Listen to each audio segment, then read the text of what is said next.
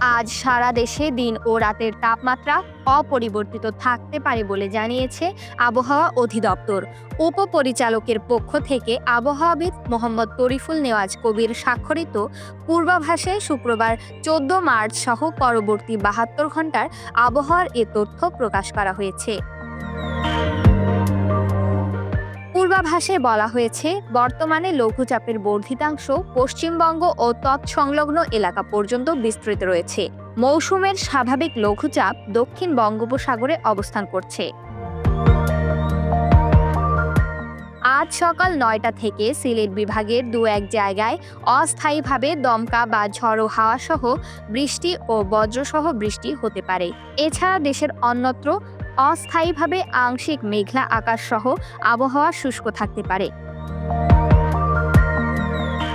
ফরিদপুর, রাজশাহী, ঈশ্বরদী, খুলনা, যশোর ও চুয়াডাঙ্গা জেলা সমূহের উপর দিয়ে মৃদু তাপপ্রবাহ বয়ে যাচ্ছে এবং তা অব্যাহত থাকতে পারে।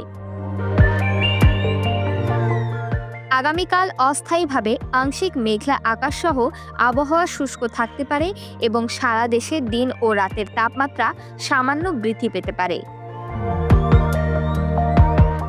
তৃতীয় দিন অস্থায়ীভাবে আংশিক মেঘলা আকাশ সহ আবহাওয়া শুষ্ক থাকতে পারে। সারা দেশে দিন ও রাতের তাপমাত্রা প্রায় অপরিবর্তিত থাকতে পারে। বর্ধিত 5 দিনের আবহাওয়ার অবস্থানের পূর্বাভাস হিসেবে জানানো হয়, এ সময়ের শেষের দিকে বৃষ্টি বা বজ্রসহ বৃষ্টি হতে পারে।